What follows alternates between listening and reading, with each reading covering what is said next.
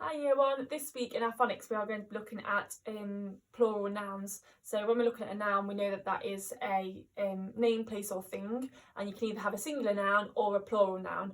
When you've got a singular noun, it means you've just got one of that thing, so you might have one cat, you might have one lamp.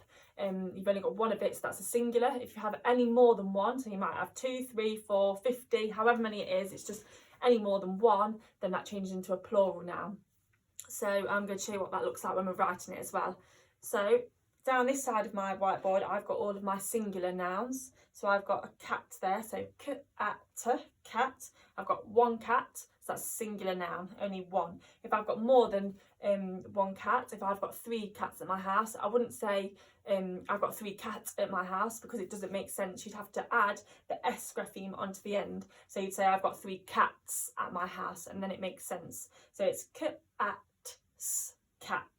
So I'm adding that S onto the end, so it makes the S phoneme. I've also got duck here, so duck. That is the singular noun. So I've got one duck, and if I've got more than one duck, then it changes into ducks, ducks, and I'm adding that S grapheme onto the end again. If I've got one book, then it's book. If I've got 50 books on my bookshelf, then it changes and we add the S grapheme on the end again, so it changes into books, books. If I've got one pillow on my bed, it's pillow. If I've got 4 pillows on my bed, then we add the S phoneme onto the end, so it's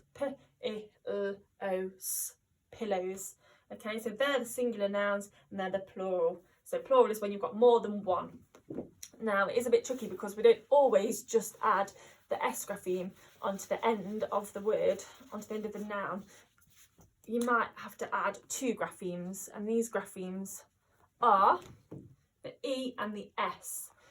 So I'm going to show you when you would add the E and the S and not just the S.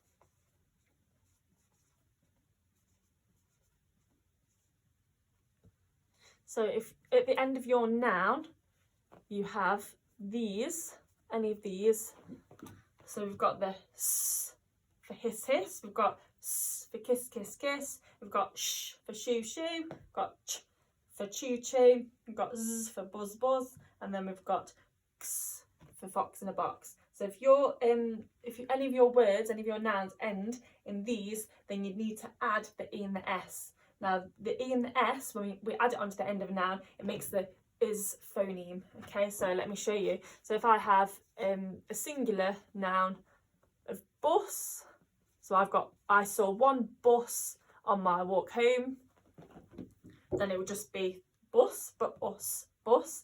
If I saw 6 buses on my way home, then it would be us is buses. Okay, so I've added that E and the S onto the end of my noun because it ends in an S, and I've told you that if the word ends in any of these, then the rule is you've got to add the E and the S onto the end of your word. For another one, if I've got a dress, so I've got one pretty dress, that's a singular. If I have lots of pretty dresses, then that turns it into a plural. I've got more than one, so it'd be dress, that's the singular. If I've got more than one, so it turns into the plural, then add the E and the S because it's ending in the kiss kiss phoneme, so this like that. And I've told you that we need to add the E and the S, so it changes into is dresses. Okay, and we can hear that is phoneme at the end. If I have a dish, that's singular. If I have lots of them, then we change it into dishes, and that's ending in the sh.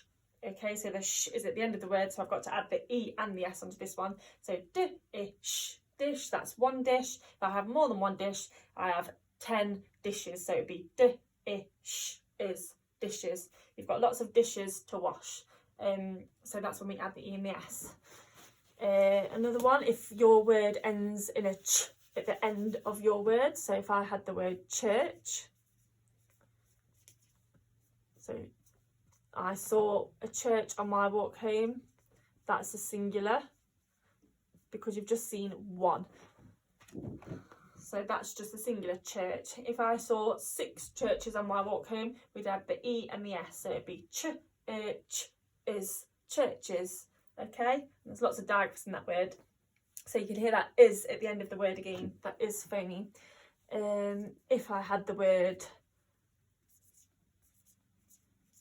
fox, that's my singular noun because I've only got one fox. I could change it into a plural by seeing lots of foxes, and it ends in x, so we need to add the E and the S. So ox, fox, that's singular, that's just one. If I've seen lots of them, then it changed into ox is foxes, like that. And the last one, if I hear a buzz, then that's my singular, so b or z, buzz.